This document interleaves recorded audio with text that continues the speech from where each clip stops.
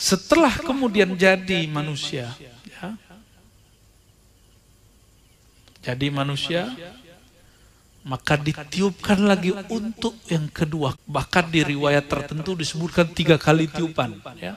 Namun yang sahih, yang tepat, riwayatnya 2 kali tiupan. Jadi kita enggak sekali. Jadi itu lama sekali masanya.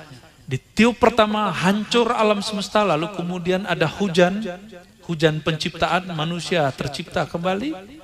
Maka tubuh kita sudah berganti, bukan tubuh yang ini. Yang mirip sedikit itu cuma yang masih sama tulang ekor. Tapi tubuhnya bukan lagi tubuh ini. Kalau tubuh ini nanti jam 12 udah masuk angin. Jalan sebentar keringat sudah lemas.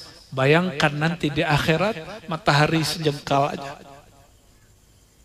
Nggak mungkin pakai tubuh ini. Maka itulah makna yauma tubaddalul ard ghairal ard. Di saat itu bumi tanah diganti dengan tanah yang berbeda. Bumi yang berbeda. Tubuh ini dari bumi. Ketika Allah ciptakan turun air hujan, dia tetap terciptanya dia dalam bumi, tapi itu bumi yang sudah baru. Bayangkan nanti masuk neraka, nauzubillah min dzalik. Orang ditusuk kepalanya misah, tapi dia nggak mati. Kalau tubuhnya nggak tubuh baru nggak mungkin. Disetrika, ditusuk lagi, disetrika, dipotong-potong lagi, nggak mati-mati. Jika tubuhnya tubuh manusia yang di bumi, pasti sudah mati.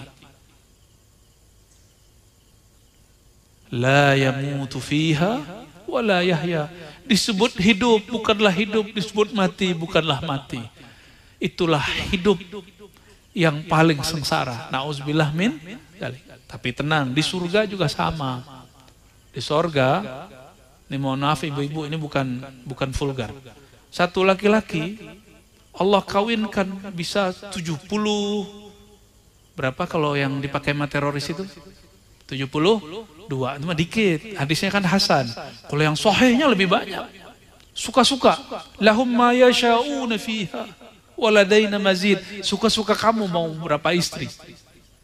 Mumpung masih bisa cemburu di sini Bu. Di sana nggak ada cemburu lagi. Ya, ini bukan dalil Pak ya untuk ibu-ibu, bukan. Satu laki-laki diberikan 100 kekuatan. Laki-laki terkuat di dunia. Kalau di dalam Al-Quran satu laki boleh nikah 4. Berarti di sana minimal nih bapak-bapak ini istrinya 400 nih kayaknya. 400 itu kekuatan apa yang Allah berikan? Gak mungkin tubuh ini. Tubuh ini wahid saja sudah dhaif ya. Ya, yang ngerti bahasa Arab aja deh. Ya. Lailah wahidah, Masya Allah, ajizah. Kata guru saya dulu orang Arab, kamu mau nikah sama orang Arab? Asyra ayyam tamut katanya. Kamu nikah sama orang Arab 10 hari mati. Maksudnya apa, Syekh? Orang Indonesia makan ayam potongannya itu dipotong 10 atau 12 makan. Sedangkan kami 1 ayam 1 orang. Bisa 2 ayam 1 orang. Asyra ayyam tamut. 10 hari mati. Itu canda-canda orang Arab, dan itu kiai-kiai Arab loh. Maka jangan heran kiai-kiai ini sekarang lebih jorok dari preman ya. Cuma joroknya disyar'ikan dikit. Kembali ke sini ya. Bapak Ibu yang melakukan Allah, saya ingin menceritakan kiamat tapi yang orang nggak merasa takut. Nah, maka diseling-selingi dari tadi. Karena aslinya kalau cerita ini pakai kolbu yang agak sedikit mendalam, kita bisa nangis-nangis, bisa teriak-teriak. Ya. Cerita tentang sakratul maut orang sudah nangis, gimana cerita tentang ini? Nah, saya mau masukkan tentang ini, tapi kita sembari masih santai. Ya. Setelah manusia tercipta lagi, tubuhnya sudah menjadi tubuh yang super, yang kuat. Barulah kemudian ditiupkan satu lagi, pingsanlah mereka. Berarti tiupan pertama manusia sudah berkumpul. Ada 2 kali Tiupan pertama orang ngumpul. Coba dari zaman Nabi Adam sampai akhir masa, akhir zaman, semua manusia hidup kembali. Di saat itu, mohon maaf, anak kecil baru bangun yang dicari siapa? Emaknya, bapaknya. Benar ya? Maka kata Imam Sya'rani, siapa yang tidak punya ayah rohani selama di dunia, sungguh sengsara dia hidup nanti di akhirat sana. Kalau tubuh ini punya ayah, ayah fisik. Sedangkan ayah yang di sana bukan ayah yang itu lagi. Maka disebutkan dalam Al-Quran, Yauma yafirrul mar'u min akhihi wa ummihi wa abihi wa sahibatihi wa banihi. Pada hari Tamatul Kubra, hari Sakha, hari kiamat, ketika telah ditiupkan oleh malaikat Israfil, di saat itu kalau ada suami istri bertemu, dia lari, menghindar. Karena si suami dulu pernah kewajibannya dia tidak tunaikan. Si istri pun pernah mungkin melarang suaminya melakukan yang hak bagi suaminya. Si istrinya menjadi asbab suaminya melakukan sesuatu yang tidak benar.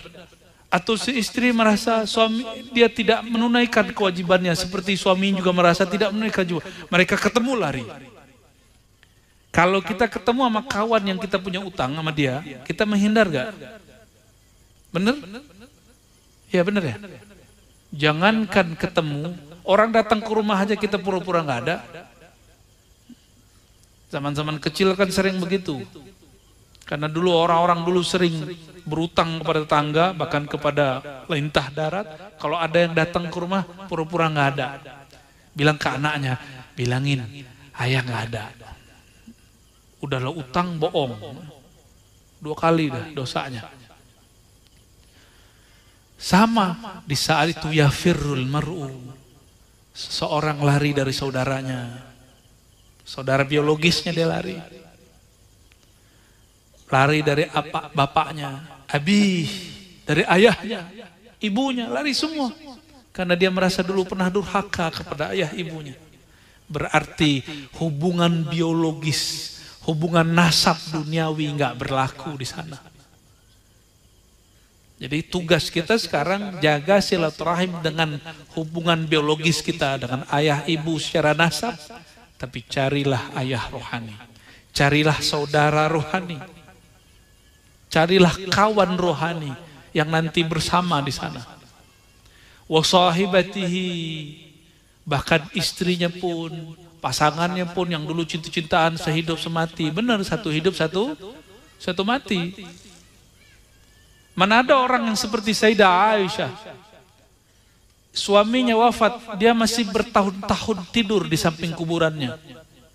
Jangan diamalin Bu ya, kuburannya di dalam rumah soalnya. Ini bukan sunnah, walaupun diamalkan sahabat. Karena ini ada yang buat kaidah, kalau ini baik pasti sahabat sudah buat. Ini udah dibuat sahabat, tapi yang aku ikut sunnah nggak pernah mengamalkan ini. Malah kalau ada kubur dekat masjid, dia nggak mau sholat di masjid itu. Kenapa? Takut sekali dengan kubur. Kita jangankan kubur, kita sujud di depan kita ada tembok, namanya Ka'bah. Nggak nyembah tembok kok. Kenapa kepala mengarah ke tembok boleh, tapi kalau kepala dekat kubur Nabi nggak boleh? Lebih mulia Ka'bah atau kubur Nabi SAW sebenarnya? Mana yang lebih mulia? Kalau nggak ada Nabi Muhammad, orang sujud nggak di depan Ka'bah? Lebih mulia Nabi Muhammad atau Ka'bah? Mana yang lebih mulia? Masih ragu juga? Masih nggak yakin juga? Hah? Lebih mulia Nabi Muhammad apa Ka'bah? Jangankan Ka'bah, dibandingkan Aras lebih mulia Nabi Muhammad sallallahu alaihi wasallam. Aras itu tempat duduk Nabi nanti di akhirat. Ketika semua orang bangkit.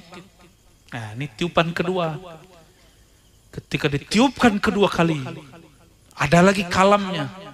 Ya, para ulama kita menyebutkan abda yang dibaca Sayyidina Israfil ketika tiupan kedua. Kalau tadi haqqan, Yang kedua ini masih dirahasiakan sebagian ulama apa yang dibaca. Wallahu a'lam bishawab. Di saat itulah yang tadinya pingsan, mereka bangkit lagi. Ketika bangkit, kalimatnya yang zurun ini bisa menunggu rahmat, bisa memandang.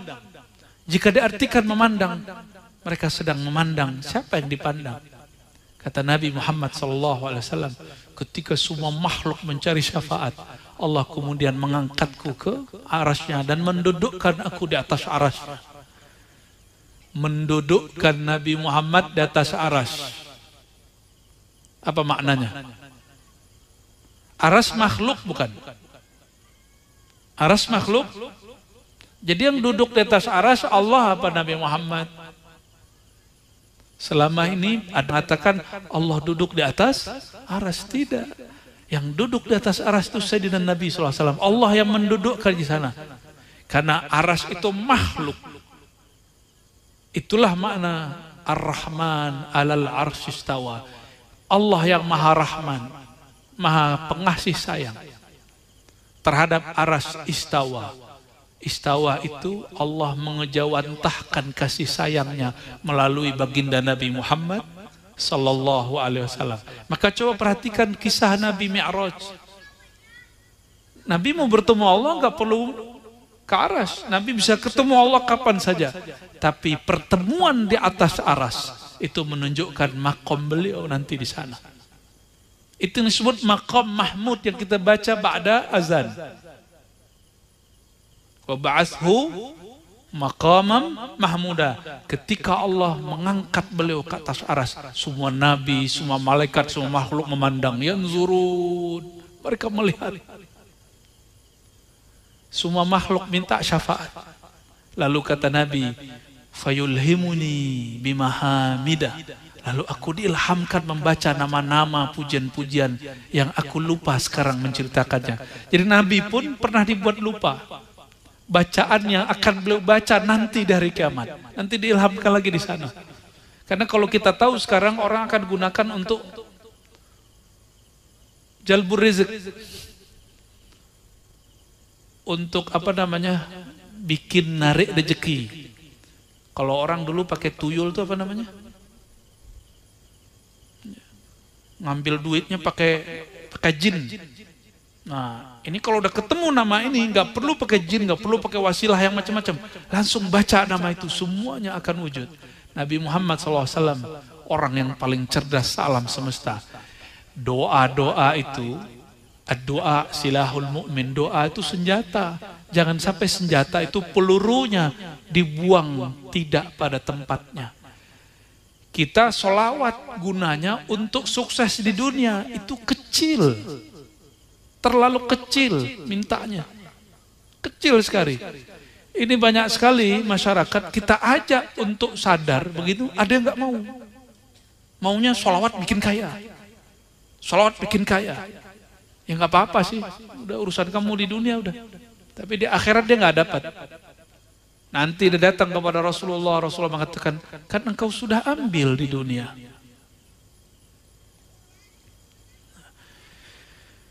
Jamaah yang dimuliakan Allah, ini purnamanya udah muncul belum? Masya Allah. Ini ikut hancur nanti. Ditiup trompet itu, dia ikut hancur. Habis semuanya. Ada satu potret kehancuran ketika sangkakala ditiupkan. Idza syamsu kuwirat. Apa arti kuwirat? Ketika matahari digulung, tuh matahari bisa digulung. Di sini ada kalimat. Fataji'ul arwah ila ajsadiha. Tadi hujan di bumi, manusia ada lagi, langsung gede. Jadi nanti nggak ada hamil. Ibu-ibu nggak hamil lagi, Bu. Tenang, Bu ya. Hamil susah nggak? Langsung gede. Umurannya sekitar 30-an, 32, 33. Seumur Nabi Isa diangkat ke langit. Itu umur produktif, umur manusia paling kuat. Karena itu setengahnya umur Nabi Muhammad SAW. Nabi Muhammad wafat sekitar 63. Setengahnya berapa? 30. Kira-kira segitu. Kira-kira segitu. Itu umur lagi kuat-kuatnya. Kuat cari makan, kuat kerja, kuat kawin ya. Yang belum nikah-nikah 30 segera nikah. Ya. Kalau nggak minta cariin. Ya. Ketika tubuh sudah jadi lagi dengan tubuh yang lebih sempurna, fataji'ul arwah ila ajsadiha. Lalu ruh datang ke tubuh. Maksudnya apa itu? Ruh disuruh masuk ke dalam tubuh. Terlahir kembali, apa istilahnya? Reinkarnasi bahasa Arabnya tanasuh. Itu tidak ada dalam ajaran Islam. Reinkarnasi itu kenapa tidak diyakini dalam ajaran Islam? Karena kalau reinkarnasi orang mati, nanti hidup lagi, mati, hidup lagi, mati, hidup. Nggak ada kiamat jadinya. Yang ada itu di dalam Al-Quran, itu atau dalam hadis, istilahnya agak rumit.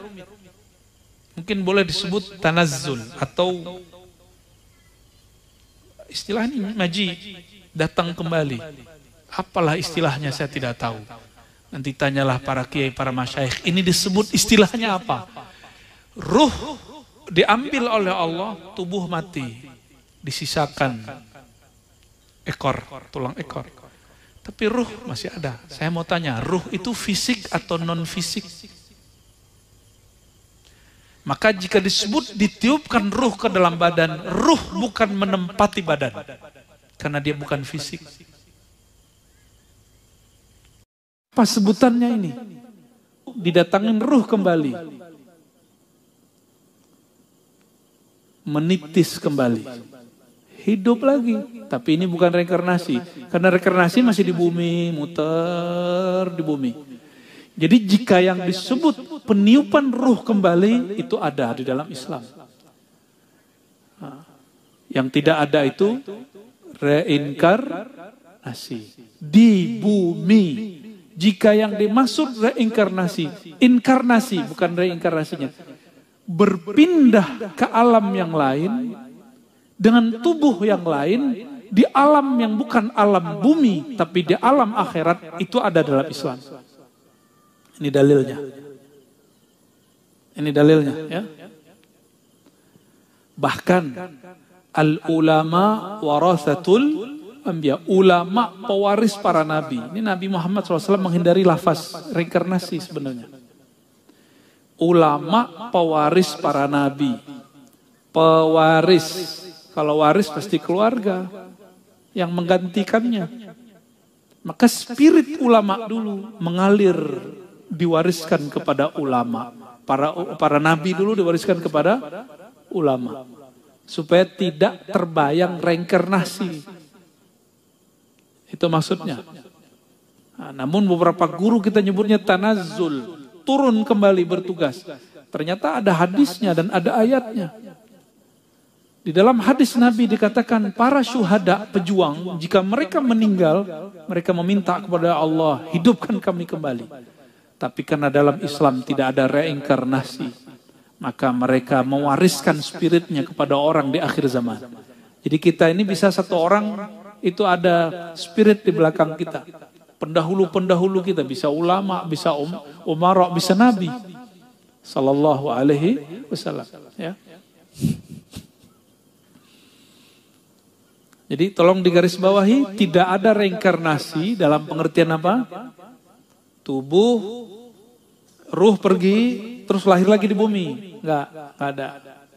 Yang ada tawarus, waris spirit kalau di bumi. Jadi di bumi ini yang ada waris spirit di dunia. Sedangkan bumi hancur, ruh dikembalikan. Ini boleh disebut inkarnasi, tapi bukan reinkarnasi. Berpindah ke alam yang lain, ke tubuh yang berbeda. Tapi basicnya sama. Pernah dengar ini sebelumnya? Pernah ya? Ajaran sesat enggak? Enggak ya? Mungkin dulu tidak ditegaskan aja. Berarti ruh kita dari dulu tidak pernah menempati tubuh ini. Ruh ini cuma berkait dengan tubuh ini. Ya, maka inkarnasi nanti, bukan reinkarnasi ya, perpindahan nanti itu tidaklah masalah. Tidak bertentangan dengan akidah ahlus sunnah. Karena ruh imateri, tubuh materi. Jadi tidak ada namanya ruh memasuki tubuh dalam pengertian seperti air memasuki gelas. Apalagi Allah meniupkan ruhnya kepada Sayyidina Adam dan kita. Nggak ada namanya zat Allah masuk ke tubuh kita, nggak ada. Allah kan bukan benda. Oke. Ruh ditiupkan kembali ke tubuh. Fataji'u, ya.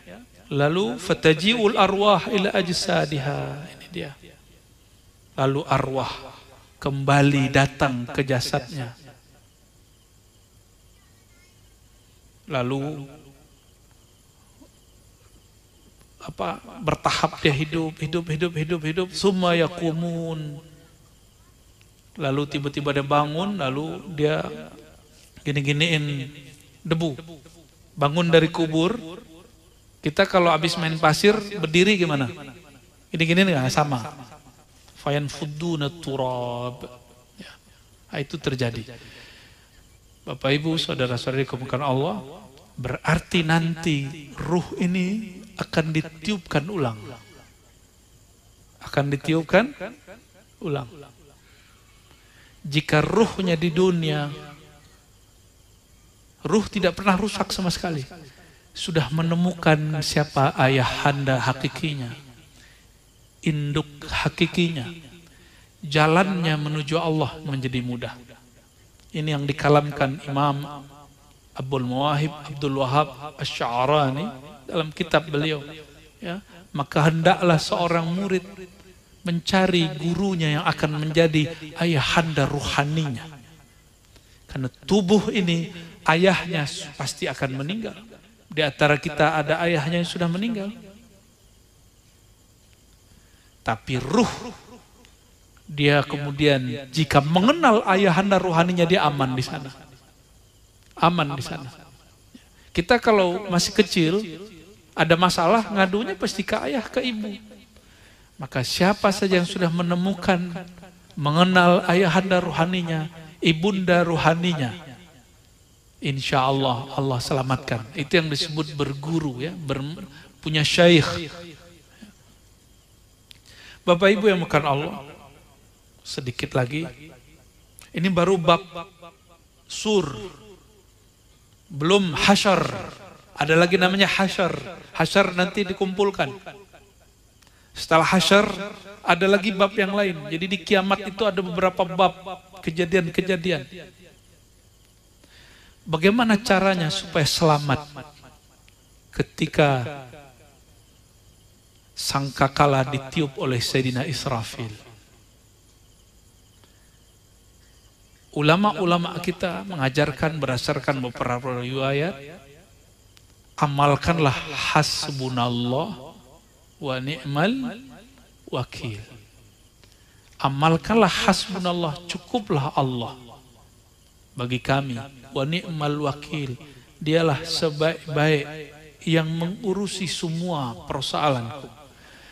Imam Abul Hasan Syazili mengajarkan agar kita membaca ini kalau waktunya luang 450 kali. Berapa kali? 450 kali. Tapi jika tidak sempat, bacalah pagi 3 kali sampai 7 kali. 3 sampai 7, ganjil. Ya. Seperti yang tertulis dalam rotib, dalam hizib, di hizib bahar itu boleh dibaca 3 kali, boleh dibaca 7 kali. Hasbi Allahu la ilaha illa huwa alaihi tawakkaltu wa rabbul arsyil azim, atau hasbunallah wa ni'mal wakil. Ini orang kalau baca dan dia maknai, cukuplah Allah, cukuplah Allah, cukuplah Allah, maka akan hilang ketakutan itu dari kolbunya. La khaufun alaihim wa la hum yahzanun. Maka insya Allah siapa saja mengamalkan ini setiap hari, amina minal faza', maka dia aman dari kekagetan. Walaupun kita bukan syuhada, kita bukan wali, bukan nabi, bukan malaikat, nanti kita akan digabungkan di barisan para syuhada dan aulia. Insya Allah. Yang beramal hasbunallah wa ni'mal wakil siapa? Yang baca ini siapa? Sayyidina Ibrahim. Maka orang yang baca ini terus, Allah akan bersamakan dia dengan Nabi Ibrahim alaihissalam. Tapi kalau saya milih yang lengkap, Nabi Muhammad sallallahu alaihi wasallam. Mau nggak yang lengkap? Nah, itulah la haula wala quwwata illa billahil aliyil azim. Dalam zikir maqalid, ini zikir yang kelima dan keenam, ya, la haula wala. Ini juga berfaedah. Tidak akan ada kekagetan di saat Sayyidina Israfil nanti meniupkan sangkakala. Kenapa? Tiang aras itu, di situ tertulis la ilaha illallah Muhammad Rasulullah, subhanallah, alhamdulillah, semua masing-masing. Tapi di tengah-tengah yang dijaga oleh aras itu Sayyidina Nabi SAW. Dan zikir yang paling disukai Nabi selain la ilaha illallah adalah la haula wala quwwata illa billahil aliyil azim. Jadi nurnya Nabi Muhammad itu salah satunya berbunyi, berkalamkan, berlafazkan la haula wala quwwata illa billahil aliyil azim. Inilah yang membuat Nabi Muhammad bisa kemudian diisrakan, dimi'rajkan. Dengan inilah beliau nanti memberi syafaat. Dengan inilah beliau nanti jaga kita di hari kiamat. Insya Allah. Amalkan hasbunallah wa ni'mal wakil berapa kali? Enggak sanggup tiap hari, sekali seminggu 450 malam Jumat, ya, amalkan setiap malam. Enggak bisa malamnya, pagi Jumatnya, enggak bisa siang Jumatnya, enggak bisa sorenya. Terus la haula wala quwwata illa billahil azim. Dalam hadis yang walaupun dhaif, Said Muhammad Alawi Al-Maliki menyebutkan dalam sebuah riwayat yang dikalamkan Nabi, siapa yang baca la haula wala quwwata illa billah, ini motivasi untuk orang awam.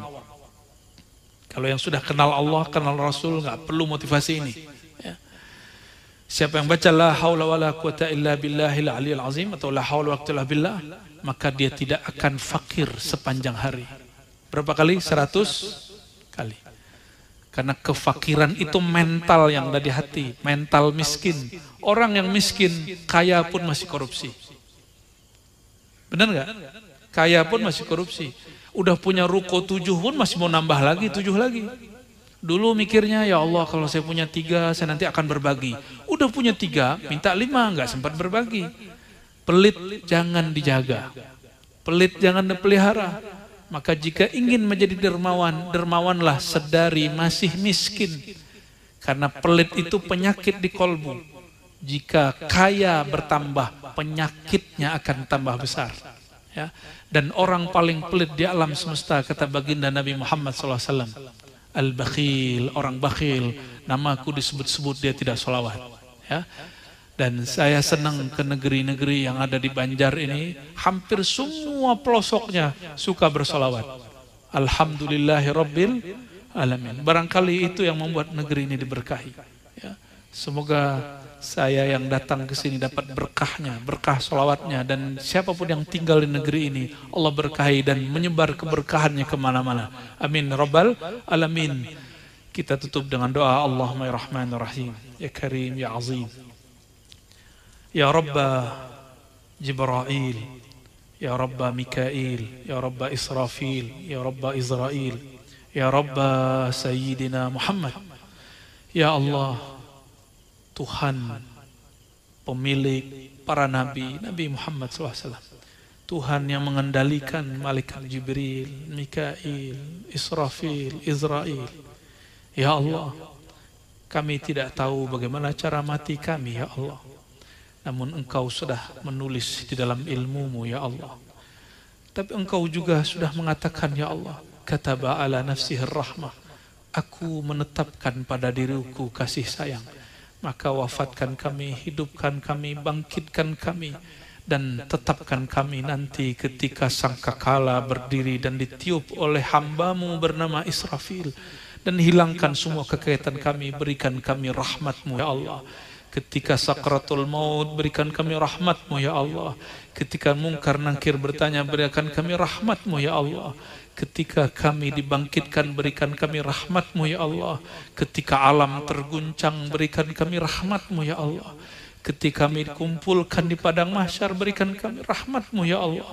Ketika kami dihisab, ketika kami ditimbang mizan, ketika kami disuruh untuk menempuh jalan sirat, maka ya Allah beri kami rahmat-Mu ya Allah. Dan Engkau mengatakan ya Allah, wa ma arsalnaka ila rahmatan lil alamin, bahwa nabimu adalah rahmat. Maka kami bermohon dengan sang rahmat itu baginda Nabi Muhammad ya Allah. Berikan kami syafaat di dunia dan di akhirat ya Allah. Berikan orang tua kami, guru-guru kami, dan siapapun yang hadir malam ini, dan siapapun yang mengadakan acara ini, dan siapapun yang dapat manfaat dari acara ini dan akan mendengarkannya ya Allah. Berikan kami syafaat semua ya Allah.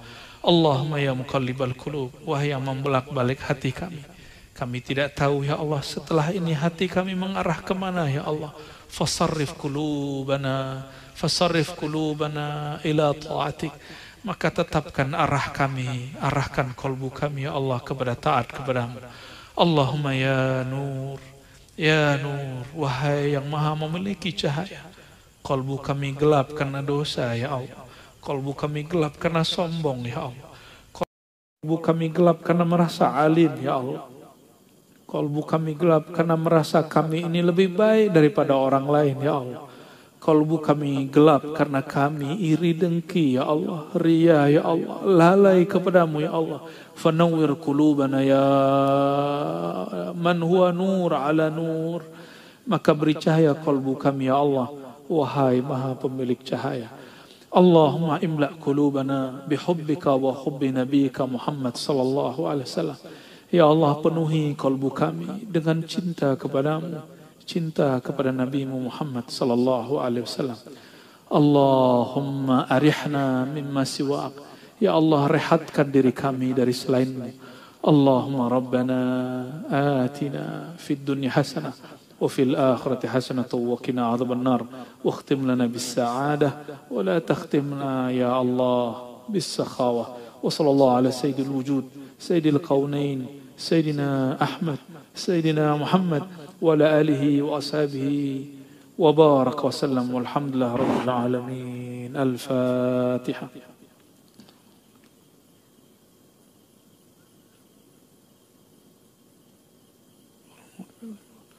آمين آمين يا رب العالمين. استجب دعواتنا بالسر سيدنا الفاتح سيدنا محمد صلى الله عليه وسلم، وبسر سورة الفاتحة، وبسر الصلوات على نبينا محمد صلى الله عليه وسلم، وبسر هذا المجلس. سبحان ربك رب العزة عما يصفون وسلام على المرسلين والحمد لله رب العالمين. سبحان